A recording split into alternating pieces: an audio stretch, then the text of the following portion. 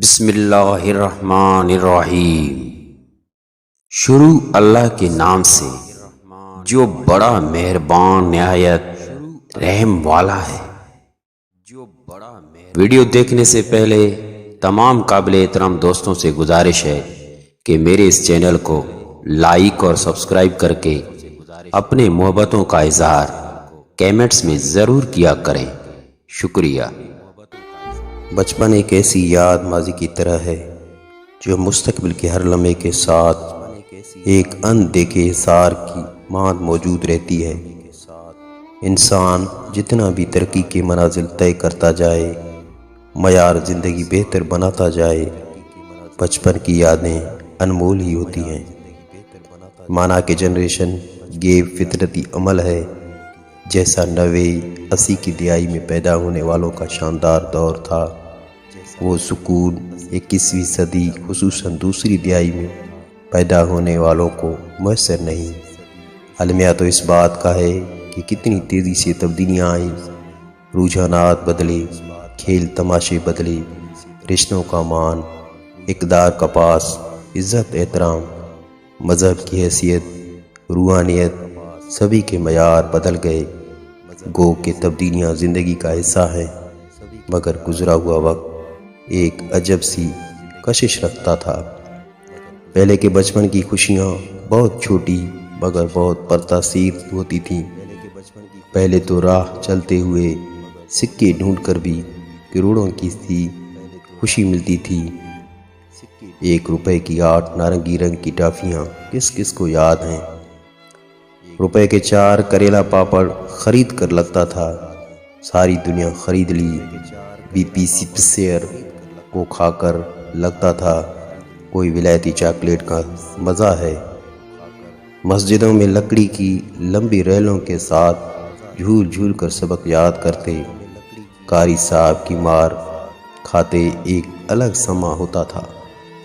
ہر جمعرات مسجد کی صفائی ہوتی، جس میں سب طلبہ کی باریاں ہوتی، ناخن چیک کیے جاتے، لباس چیک کیا جاتا، صاف ستھرے بچوں کی حوصلہ افزائی ہوتی۔ اسپیکروں میں نعت کی باری آنے پر خود کو کتنا خوش قسمت محسوس کیا جاتا تھا۔ رمضان میں چڑھی روزے سے روزہ رکھنے کی پریکٹس کروائی جاتی، پہلا روزہ رکھنے پر انعامات دیے جاتے، میلے کے بچوں میں کوئی لڑائی جھگڑا نہیں ہوتا تھا۔ کوکلا چھپا کی، پٹھو گرم، کینچی، گویس اونچ نیچ کا پہاڑ، مچھلی مچھلی کہاں جا رہی ہے، یہ تالا توڑیں گے، چھم چھم، ٹپ ٹاپ، پکڑم پکڑائی، چھپن چھپائی، گلی ڈنڈا، کتنے پیارے کھیل ہوتے تھے۔ جسم بھی تندرست رہتا تھا اور دماغ بھی مصروف۔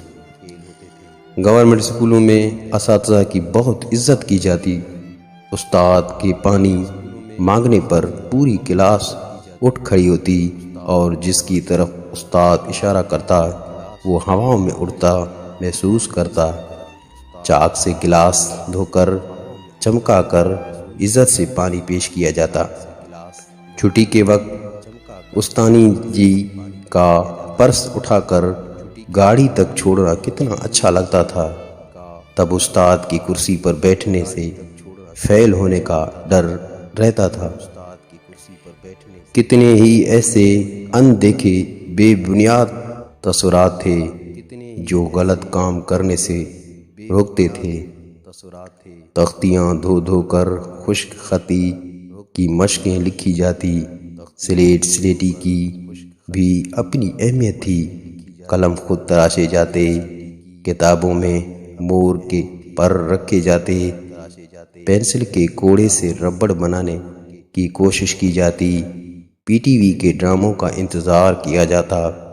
تب ایک ہی چینل ہوتا تھا، سب مل کر دیکھتے تھے، اینک والا جن، عنکبوت اور حقیقت جیسے ڈرامے شوق سے دیکھے جاتے تھے۔ پھر وقت آیا، سب بدل گیا بہت تیزی سے۔